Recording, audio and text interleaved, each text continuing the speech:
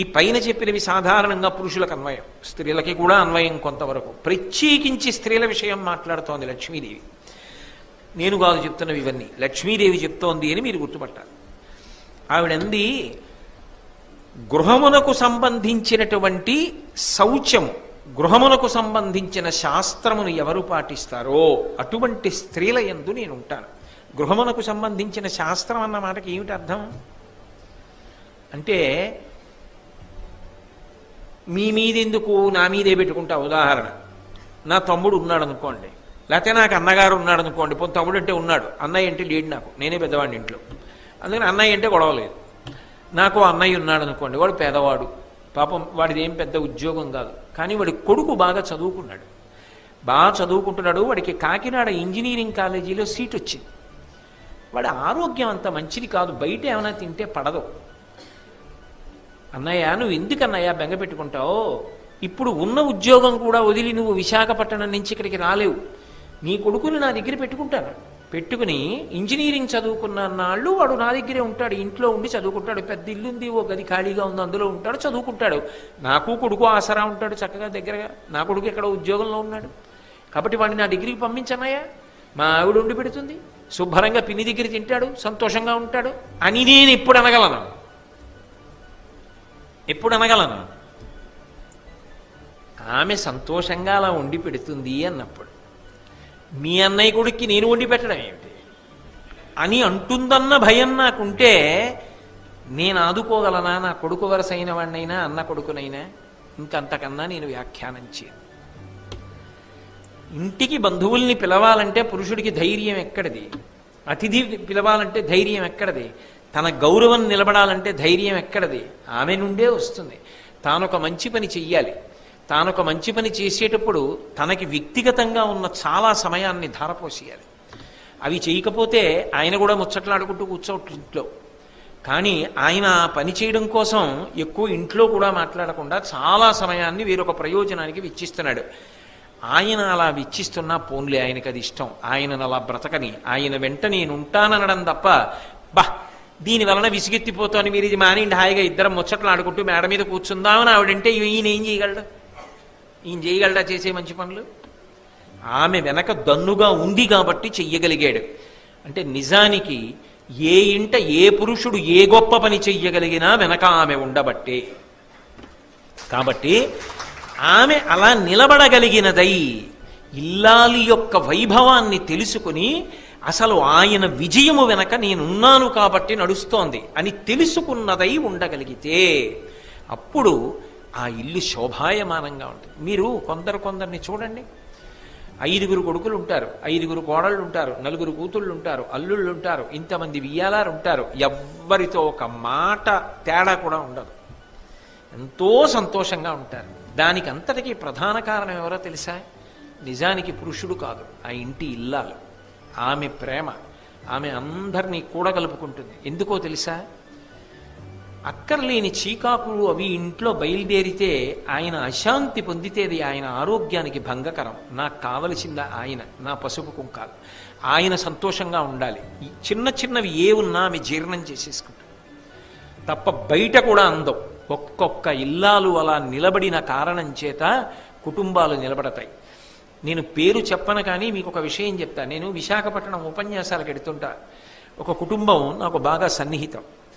నేను ఆవిడ వాళ్ళ కోడళ్ళని చూసుకునే విధానం చూసి ఆశ్చర్యపోయా. ఎందుకంటే వాళ్ళ కోడలు ఒకసారి అమెరికా వెడుతోంది, ఏదో 2 నెలలు అలా పర్యటన చేసి సరదాగా తిరిగి రావడానికి వెడుతున్నారు వాళ్ళ కొడుకు కోళ్ళ.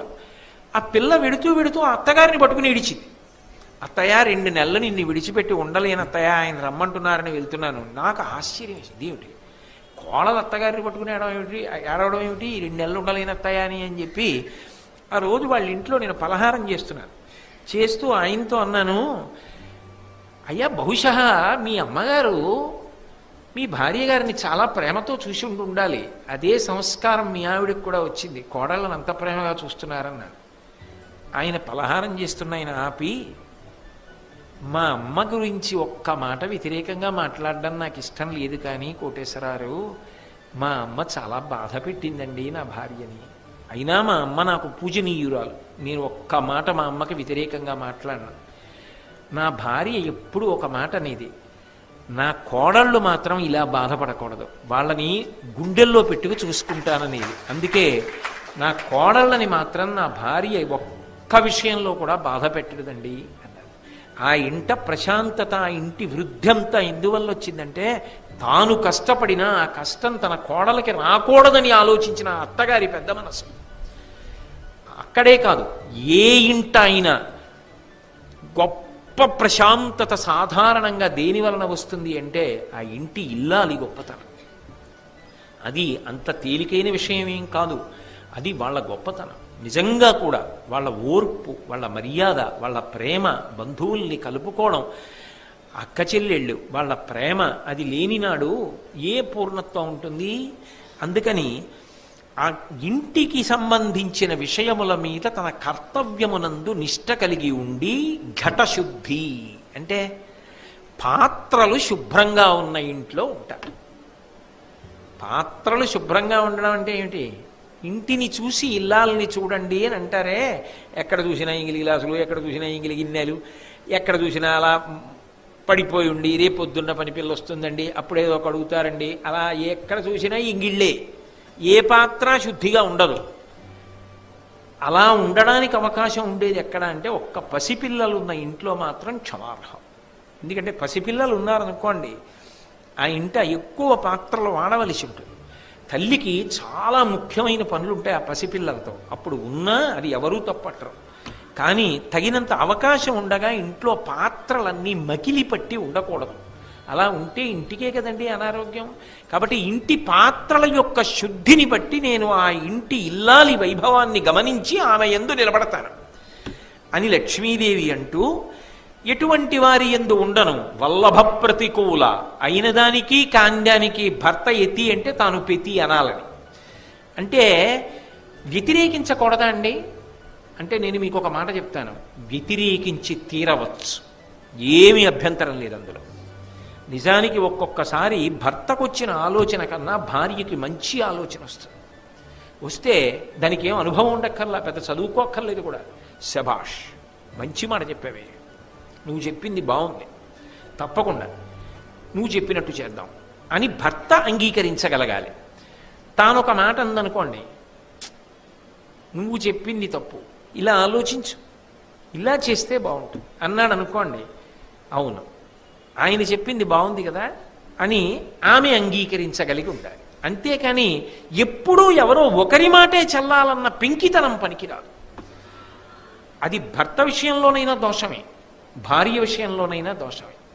24 గంటలు నా మాటే నిలబడాలని భార్య అనుకోకూడదు, నా మాటే నిలబడాలని భర్త అనుకోకూడదు.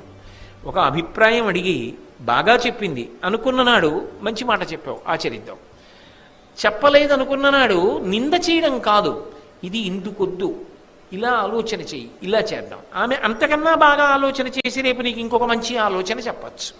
అంతే తప్ప ప్రతిదానికి భర్తకి వ్యతిరేకంగా మాట్లాడకుండా ఉండాలి. ఎప్పుడు వస్తుంది ఆ భావన అంటే, సాధారణంగా లోకంలో ఏమిటంటే ఉండకూడని పెద్ద దోషం ఏమిటంటే, తనకన్నా పైన ఎవరు ఉంటారో వారు తనకన్నా అసమర్థులన్న భావన కొంతమందిలో ఉంటుంది. మా నాన్నగారికి ఏం తెలియదండి, ఆయన అమాయకుడు ఒక భావన. మా గురువు గారికి ఏం తెలుసు, ఆయనకి ఏం తెలియదు. ఇంకా గురువుగారు ఏమిటి నా బుర్రా, మా గురువు గారికి ఏం తెలుసు అండి, అదో భావన. మా ఆవిడికి ఏం తెలుసు, అదో భావన. మా ఆయనకి ఏం తెలుసు, అదో భావన. మా పై అధికారం ఉన్నాడు అనుకోండి, ఆయనకి ఏం తెలుసండి. ఇంకా నీ పైన ఉన్నవాడు ఎవరికి ఏమీ తెలియదు, ఎక్కడున్నా నీకే తెలుసా అన్నీ, ఇంకా ఎవరికి ఏమీ తెలియవు, నీకే తెలుసా. ఒదగడంలో గొప్పతనం ఉంది కదా. మంచినీళ్ళు ఎందుకు గొప్పవయ్యాయి? ఏ పాత్రలో పోస్తే ఆ పాత్రలోకి ఆ రూపంలో ఇముడుతాయి. నువ్వెక్కడ కూర్చున్నావో ఆ స్థానంలోకి ఇమిడిపోవాలి, అప్పుడే అందం. ఆ ఇమడలేకపోతే ఇబ్బంది. అయిందానికి ఆయన అన్నీ అంతే, ఆయనకి ఏం తెలీదు, ఆయన అలాగే మాట్లాడతారు అన్న మాట ఇటువైపు నుంచి రాకూడదు, అంటే భార్య వైపు నుంచి రాకూడదు. అయిందానికి కాందానికి ప్రతిదానికి భార్యని నింద చేయడం భర్త వైపు నుంచి ఉండకూడదు. కాబట్టి అలా వల్లభ ప్రతికూలురైనటువంటి స్త్రీల యందు నేనుండను. నిష్ఠురాత్మలు. నిష్ఠురాలంటే అవతల వారి యందు తప్పు పట్టడానికి నిజంగా వాళ్ళు యోగ్యులేనా, అది వాళ్ళ తప్పు వల్ల జరుగుతోందా ఆ ఇబ్బంది అన్నది ఆలోచించకుండా వాళ్ళ తప్పేముందని తెలిసిండి కూడా వాళ్ళని నింద చేస్తూ ఉండడం, అది అస్సలు అంగీకార యోగ్యము కాదు. నేను ఉండనటువంటి వాళ్ళ దగ్గర లక్ష్మీదేవి. నిష్ఠురాత్మ అంటే ఇది అవతల వారి దోషము కాదు అని తెలిసిండి వారిని నింద చేస్తూ ఉండడం. ఏమిటి ప్రయోజనం దానివల్ల అంటే అలా ఉండకూడదు సుమా. కోడలు ఉద్యోగము చెయ్యాలి, కోడలు శ్రావణ శుక్రవారాలు అన్నీ చెయ్యాలి, శ్రవణ మంగళారాలు చెయ్యాలి, 150 మంది ముత్తైదువులకి తాంబూలాలు ఇవ్వాలి, పూజలు చెయ్యాలి, 12 కిలోమీటర్లు ప్రయాణం చేసి ఆఫీస్కి వెళ్ళాలి, అక్కడికి వెళ్ళి తిట్లు తిని చెమట్లే తుడుచుకుంటుందా, ఇక్కడ ఇంతమందికి పేరెంటాళ్ళకి ఇస్తుందా, అమ్మ నువ్వు 5గురికి ఇచ్చి వెళ్ళవే, నేను ఇస్తాను లేవే బంగారు తల్లి, తెల్లవారకట్ట నేను లేచి నీకు వంటలో సాయం చేస్తాను లేవే అమ్మా అన్న అత్తగారు అవుతుంది. అంతేగాని తన అభిప్రాయం ప్రకారమే మాట్లాడుతూ ఆమెకది సౌకర్యం కాదు, చెయ్యలేదని తెలిసి కూడా ఎందుకు నింద చేస్తావు? నిష్ఠురాత్మ అంటే నేను ఒక ఉదాహరణ చెప్పానంతే, నేను ఎవరినీ ప్రత్యేకంగా ఉద్దేశించి ఈ మాట మాట్లాడటల్లా. కాబట్టి నిష్ఠురాత్మలు ఇలాంటివి మనకి తెల్లవారులేస్తే ఇవే సమస్యలు. చూడండి, పసిపిల్లల తల్లి ఉంటుంది, ఓ పిల్ల అనారోగ్యంతో ఉంటుంది, నువ్వు తలస్నానం చేస్తేనే ఇది చెయ్యాలంటుంది అత్తగారు. ఎవరు చెప్పారు? శాస్త్రం చెప్పింది అలాగా.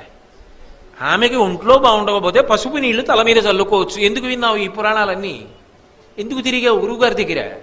నీ కోడలు తలస్నానం చెయ్యలేదు అని నీకు తెలిసినప్పుడు పసుపు నీళ్లు చల్లుకో అని ఎందుకు చెప్పాలి ఆ కోడలికి? అప్పుడు ఇంకెందుకు గురువుగారి చుట్టూ తిరగడం, ఎందుకు ఉపన్యాసాలు వినడం, ఎందుకు పుస్తకాలు చదవడం, ఎందుకు పారాయణలు? నడవడి చేత నిరూపణం కావాలి నువ్వు చేసే పనులు.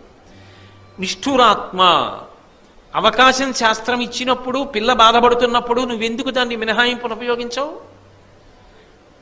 అలా ఉపయోగించకుండా అవతల వారు కష్టపడినా నా మాటే చెల్లాలంటే నిష్ఠురమైన మనస్సు, అక్కడ నేను ఉండను అంది లక్ష్మీదేవి. అంటే నిజానికి లక్ష్మీదేవి ఉండాలంటే మనం చక్కదిద్దుకుంటే మనమే ఆవిడ తప్పకుండా వస్తుంది సుమాని భీష్మాచార్యుల వారి యొక్క ఉవాచ. మీరు ఒకటి బాగా గుర్తుపెట్టుకోవాలి, ఆయన చెప్పాడు కాబట్టి నేను చెప్తున్నాను, కానీ నా మనసులో ఎవరూ లేరు ఇవి చెప్తున్నప్పుడు. కాబట్టి అన్యమందిరగామిని, ఎప్పుడు ఇంటికి తాళం వేసి ఎక్కడికో వెళ్ళిపోవాలి, తన ఇంట్లో తాను ఉందామని అనుకోకపోవడం. ఇంకా అంతకన్నా నీ వ్యాఖ్యానం చేయండి. అధిక నిద్ర అయిన మానిని, ఎప్పుడూ నిద్రే, ఎప్పుడూ పడుకోవడమే. ఇంకా నాకు దానికి వ్యాఖ్యానాలు వద్దు, కాబట్టి దొరకదు, నేను వదిలిపెట్టేస్తాను, అలాంటి చోట ఉండను అంది లక్ష్మీదేవి. అబ్జనీతటాక తరుషండ పుష్పవాటముల నిలుతూ, బాగా తామర పూలు విరిసినటువంటి కోనేరు ఉందనుకోండి, అక్కడ నేను ఉంటాను.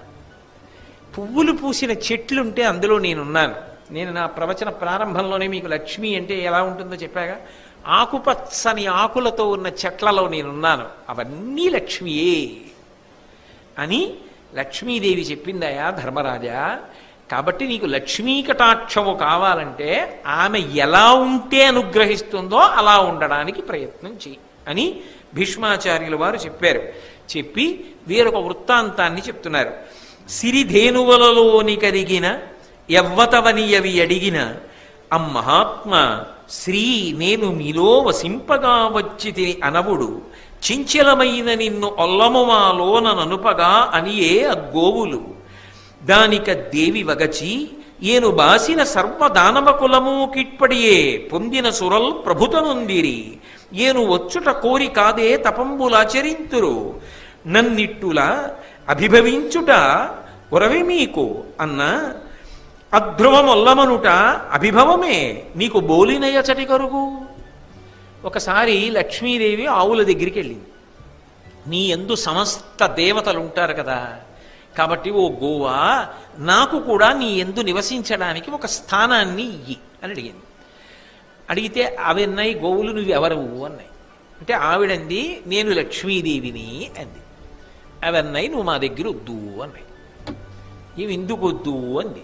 నువ్వు చించల లక్ష్మివి, నువ్వు ఒక చోట ఉండేదానివి కావు, చించలత్వం నాకు ఇష్టం ఉండదు, కాబట్టి నువ్వు మా దగ్గర వద్దు, వెళ్ళిపో.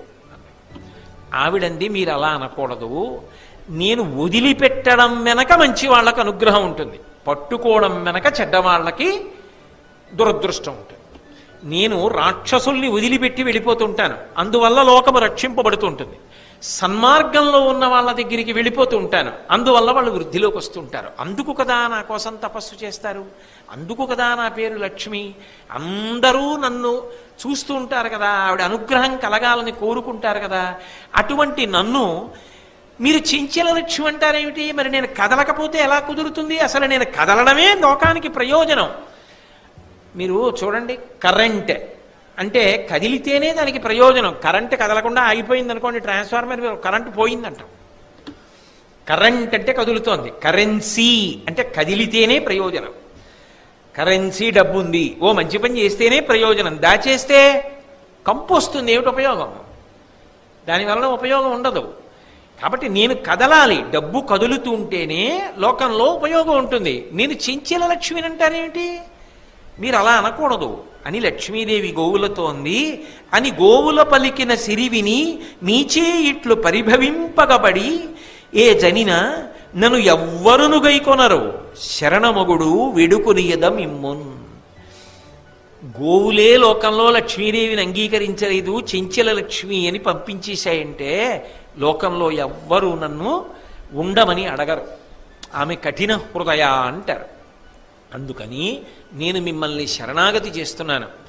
మీరు ఇంత కీర్తింపబడినటువంటి స్వరూపాలు, సమస్త దేవతలు మీ యందు ఉంటారు, కాబట్టి నాకు కూడా మీలో ఒక స్థానం ఇవ్వండి అని అడిగింది.